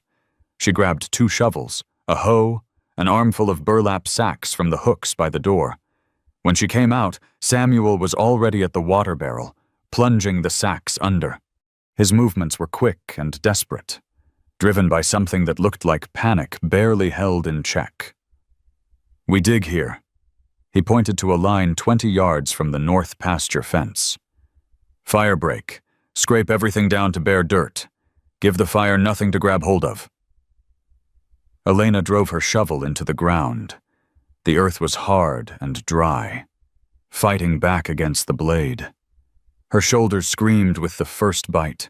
She ignored them, drove the shovel down again, and again, and again. Beside her, Samuel worked like a man possessed. His shirt was soaked black with sweat, plastered flat to his back. His breath came in harsh, ragged gasps. The fire crept closer. Elena could see individual flames now, tongues of orange and yellow licking at the grass, leaping from clump to clump like living things hunting prey. Smoke thickened the air to gray soup, turning each breath into a battle. Her lungs burned, her eyes poured water. She kept digging. Not fast enough. Samuel's voice was raw as torn meat. "Wind is pushing it too hard." A gust caught the flames and sent them jumping forward 10 feet in one bound. Embers swirled through the dark air like swarms of fireflies, landing on dry grass and spawning new blazes wherever they touched down.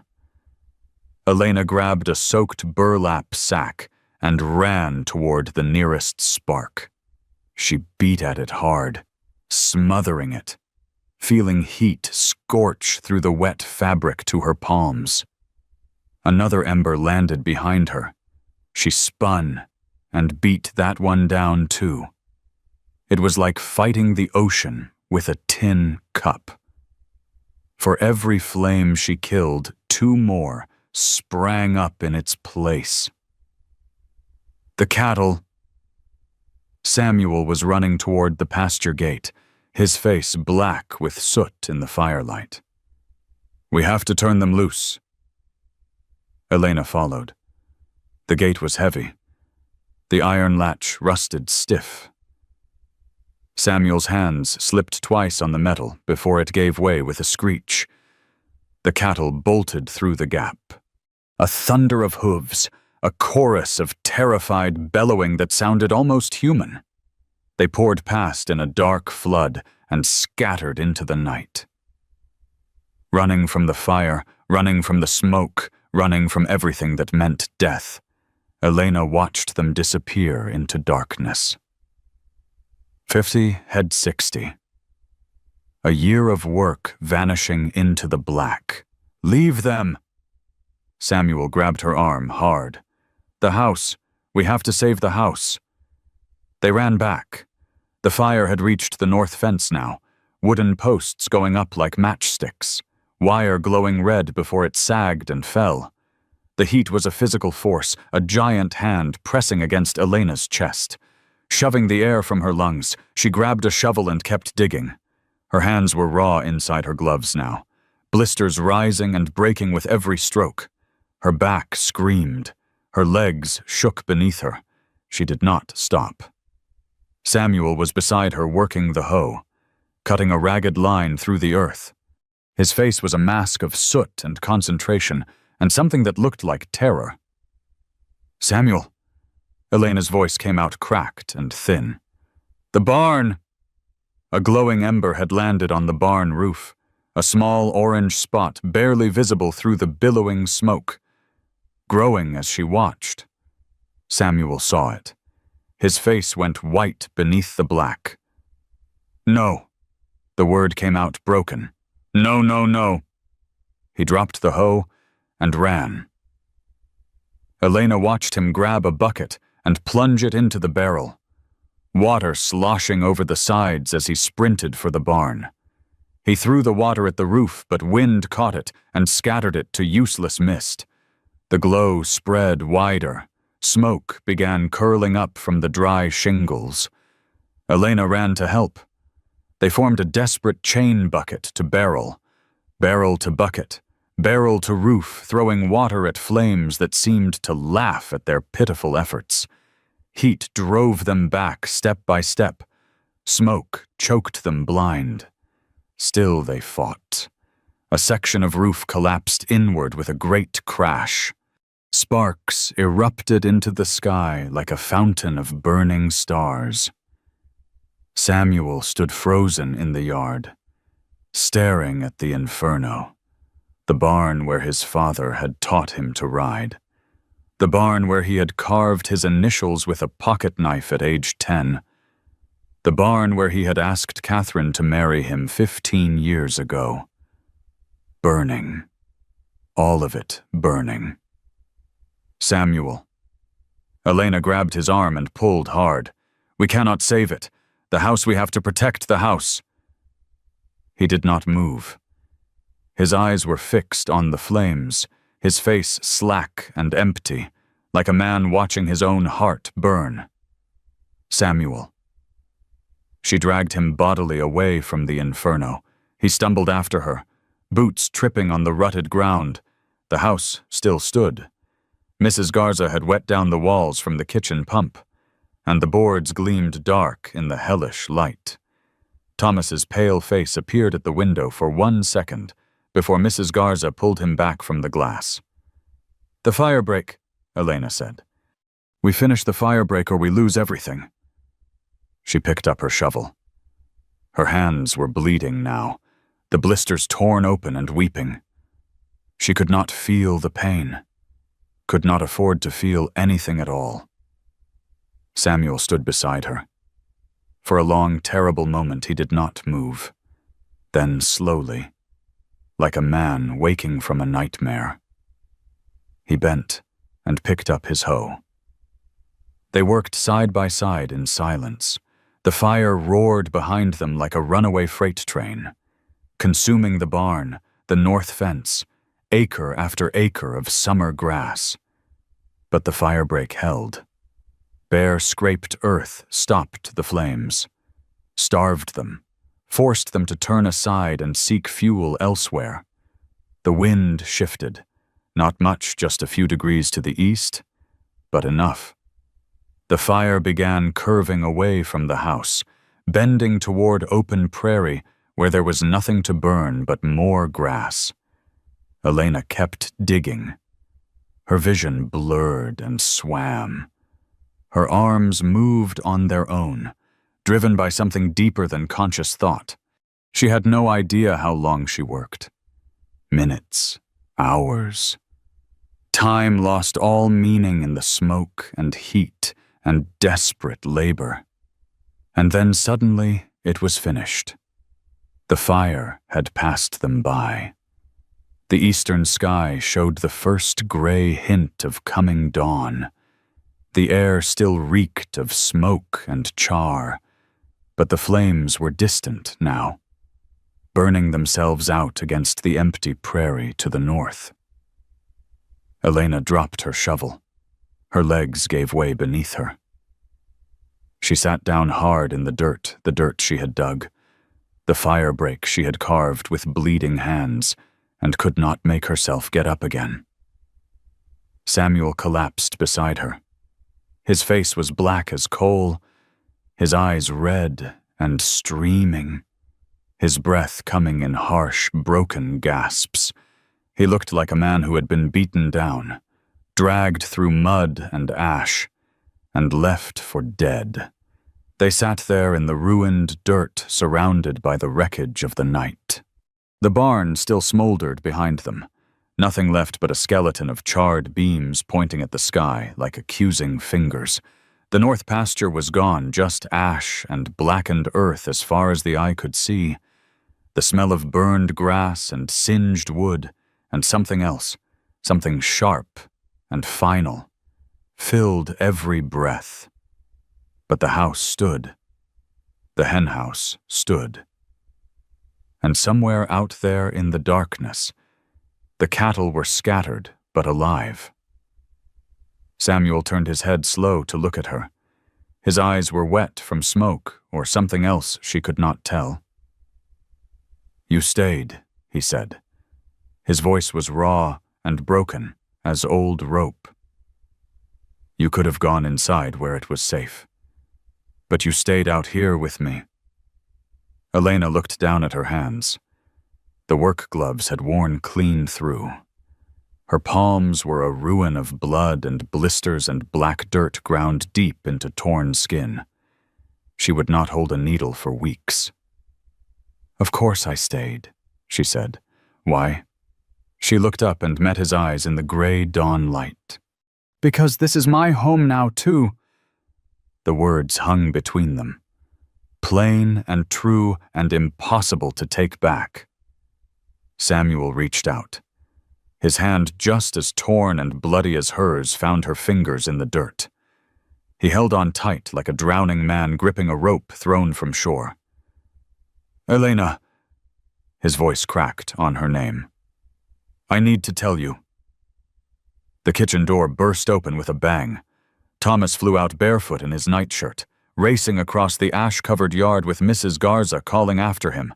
He threw himself at both of them, arms around Samuel's neck, one hand gripping Elena's ruined sleeve, and held on with the fierce, desperate strength of a child who had spent the whole night watching the world burn down around him. "Don't leave," the words poured out between sobs. "Don't leave, don't leave, don't leave." Samuel pulled him close with one arm. His other hand still gripped Elena's fingers in the dirt. "Look at me, son." Thomas looked up. His face was wet with tears, his eyes swollen red, his small body shaking like a leaf in a storm. "I am right here," Samuel said. "We are both right here. You hear me? We are not going anywhere.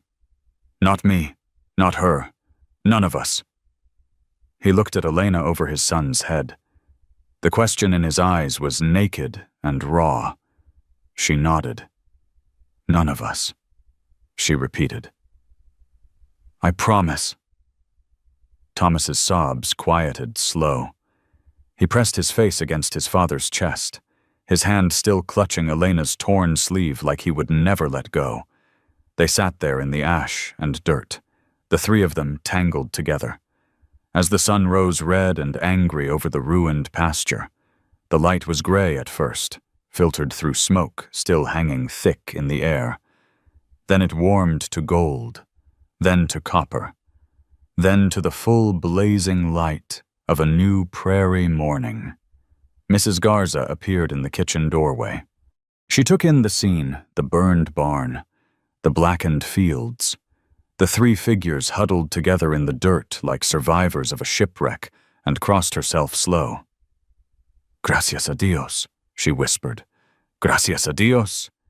She went back inside without another word. A moment later, Elena heard the familiar clatter of pots, the squeak of the pump handle, the ordinary sounds of breakfast being made, life going on, despite everything, because of everything. Samuel stirred against her. His hand released hers, slow and reluctant, and he pushed himself to his feet with a groan, lifting Thomas with him. "We should get you cleaned up," he said to the boy. "Get some food in you." Thomas's arms tightened around his neck. "I want to stay with you." "I know, but Elena and I need to check what is left, see what we can save." "Can I help?" Samuel looked down at his son's ash-streaked face, his red-rimmed eyes, his desperate, fierce need to be useful. "Yeah," he said soft. "Yeah, you can help." He set Thomas down gentle. The boy reached immediately for Elena's hand. She took it. His small fingers were cold, even in the warm morning air. Together, the three of them walked toward what remained of the barn. The structure was nothing but ruin, now collapsed beams, smoking ash, twisted metal that had once been hinges and tools and tack. The smell was thick enough to choke on. But as they came around the corner, Elena stopped dead. The garden, Catherine's garden, the fire break had curved around it. The tomato plants still stood tall, red fruit gleaming bright in the morning sun. The bean poles were untouched, green vines climbing toward the sky. The squash sprawled fat and heavy across the dark soil. Not a leaf singed, surrounded by destruction. The garden had survived. Thomas saw it too. He dropped Elena's hand and ran forward, touching the tomato plants like he needed to prove they were real. "Papa!" He turned back with wonder on his face. "Papa, look! The garden made it." Samuel stopped beside Elena. His throat worked hard, but no words came out. "She would have liked that," he finally managed. "Catherine, she would have said the garden was too stubborn to burn." Elena looked at the vegetables growing green and alive in the middle of all that black ruin. She thought about the woman she had never met, the woman who loved storms and made things grow from nothing, the woman whose piano she played, whose apron she wore, whose child now reached for her hand without thinking. "She sounds like someone worth knowing," Elena said quiet. "She was." Samuel's voice was rough as gravel. "And so are you." He turned to face her full in the morning light, with soot covering his face and ash in his hair. He looked 10 years older than his age, but his eyes were clear and bright with something that looked like hope. "When this is over," he said, "when we have rebuilt, I want to talk proper about what this is between us, about what it could be." Elena's heart beat hard against her broken ribs. "All right," she said. "I would like that." Thomas's voice rang out from the garden. "Elena, come quick. The squash got so big." She smiled, a real smile, the first one in what felt like forever. "Coming," she called back. She started toward the garden, toward the boy, toward whatever was waiting on the other side of all this ruin.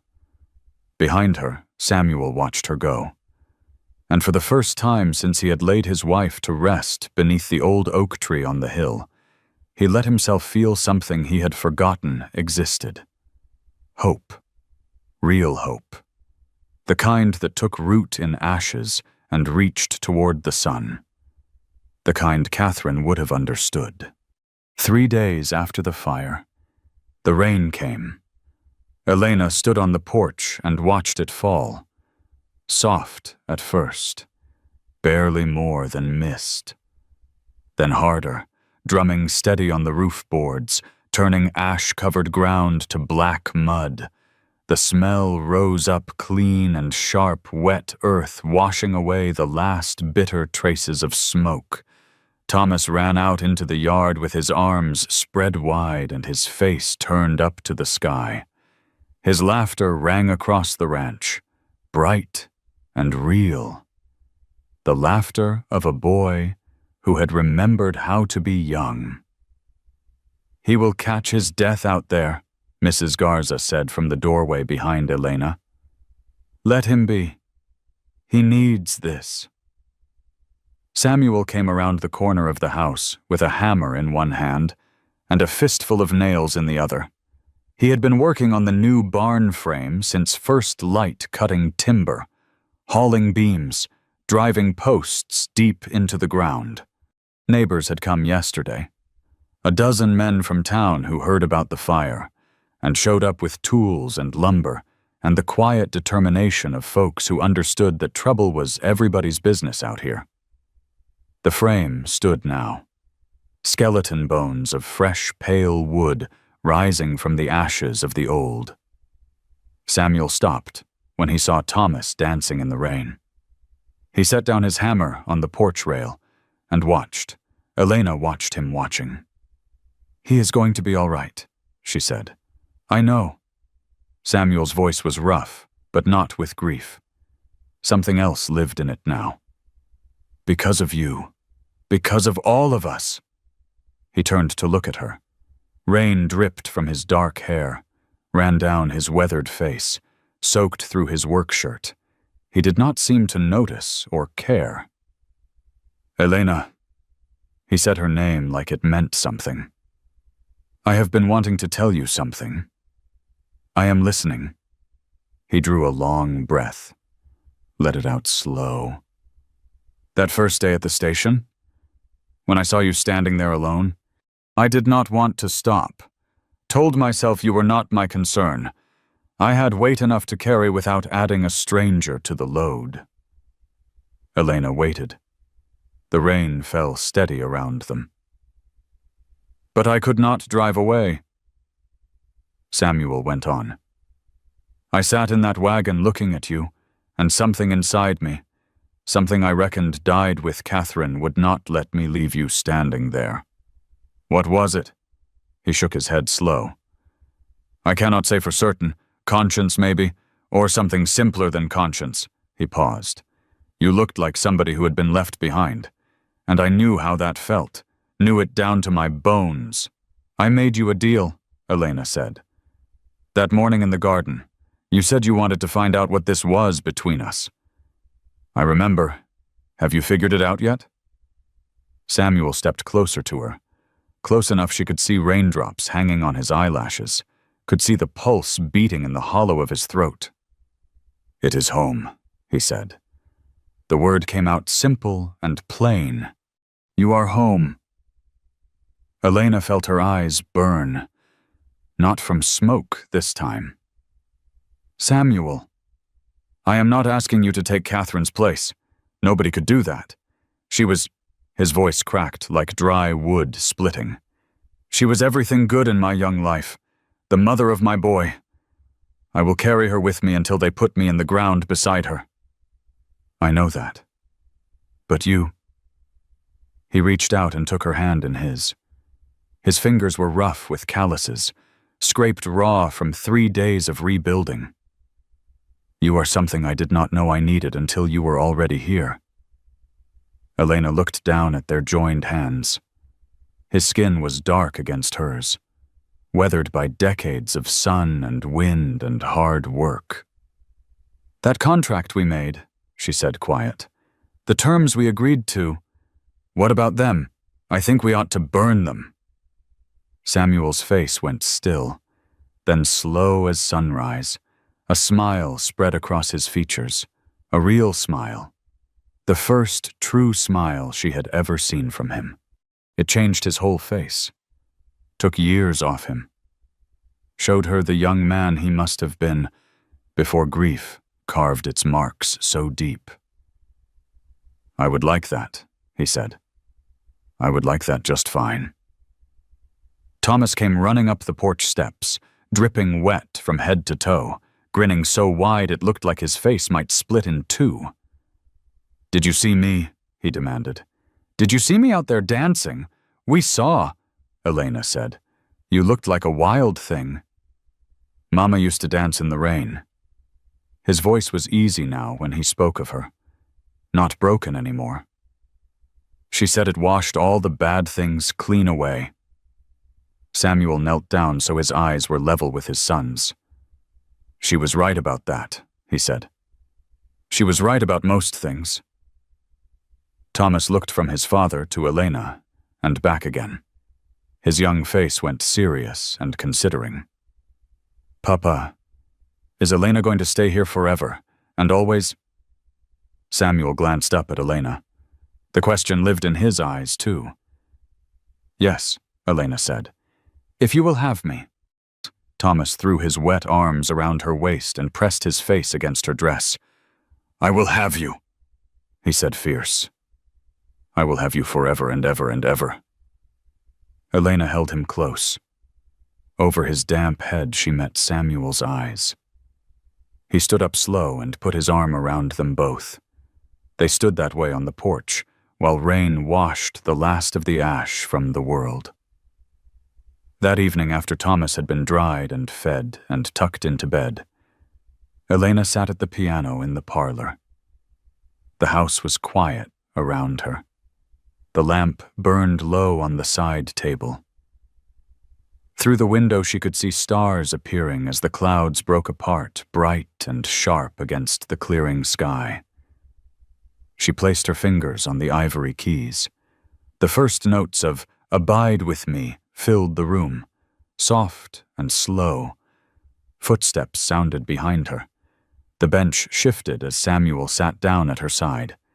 He did not speak, just sat there close enough that their shoulders touched, listening. Elena played through the first verse, then the second. On the third verse, she began to sing. Her voice was thin and rough, but steady. "I need thy presence every passing hour. What but thy grace can foil the tempter's power?" Another voice joined hers, small and clear and coming from the parlor doorway. Thomas stood there in his nightshirt, barefoot on the cold floor, hair still damp from the rain. He was singing, really singing. The words his mother had taught him what felt like a lifetime ago. Elena's fingers stumbled on the keys. She caught herself and kept playing. Samuel reached over and covered her hand with his own. They finished the hymn together. 3 voices rising and falling in the yellow lamplight. It was not perfect. Thomas forgot words and hummed through the empty places. Elena hit wrong notes. Samuel's voice cracked on the high parts. But it was real. It was true. It was theirs.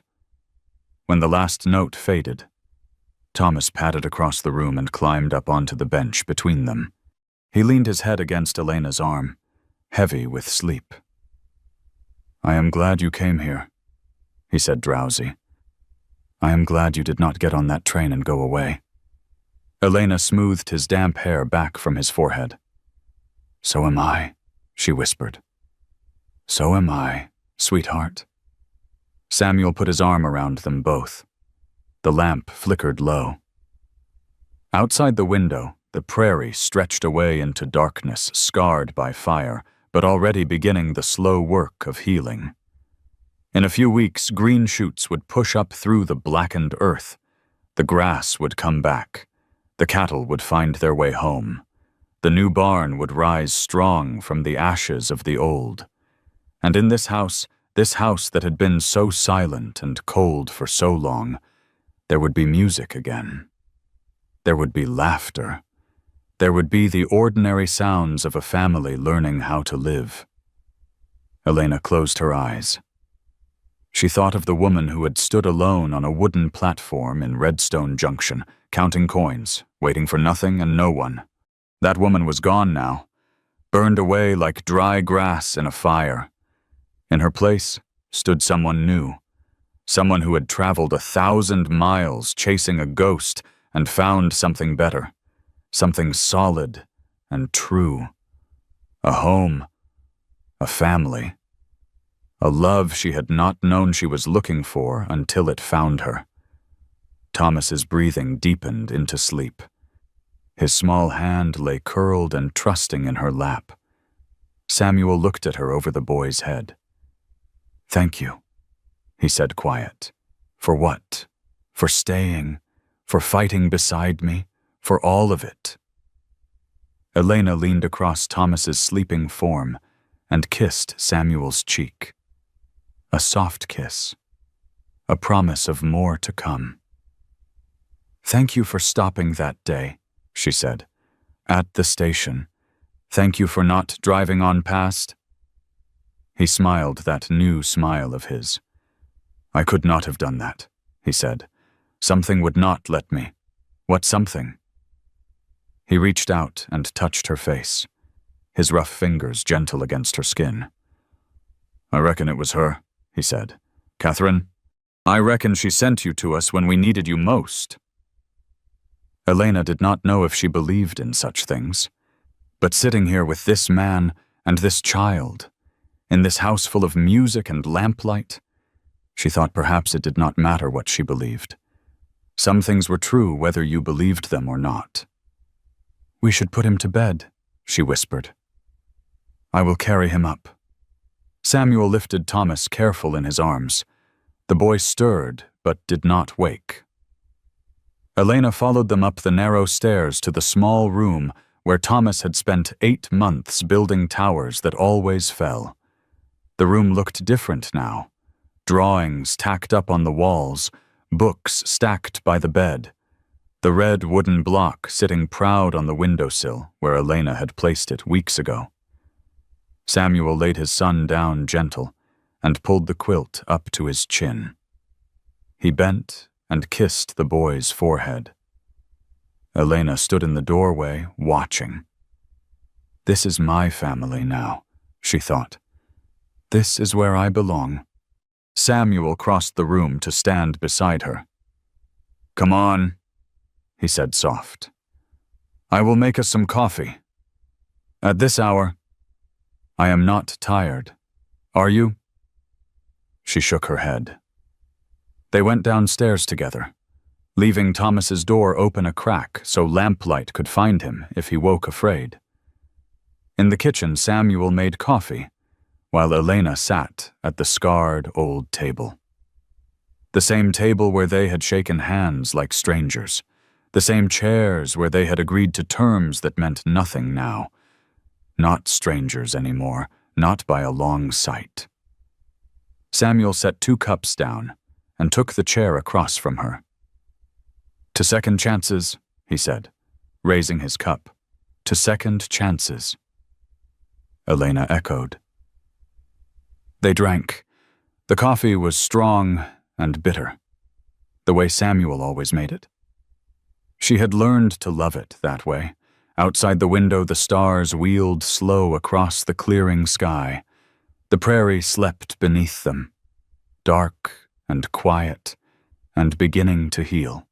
And in the kitchen of a ranch house 12 miles east of a place called Redstone Junction, 2 people sat together in comfortable silence. Learning that some stories do not end with a train pulling away from a station. Some stories only begin there. There is a quietness that settles after a story like this one. Something tender sits in the chest now. Not heavy exactly, but present. Like the feeling after a long rain when the air smells clean and the ground is soft and everything seems possible again. Many of us have stood where Elena stood, on platforms of our own, watching something pull away, wondering if anything good could ever come from being left behind. Some of us have lived in houses gone silent, waiting for a voice we were not sure would ever return. Perhaps you have known what it is to reach for someone in the dark, uncertain whether they would reach back. These feelings do not need explaining. They do not need to be fixed or understood or turned into something neat and tidy. They are allowed to simply rest here, unfinished. The way embers glow warm long after the fire has burned down. It is all right to let this story go now. It is all right to carry whatever piece of it you need and leave the rest behind. Thank you for staying until the end. Thank you for listening, or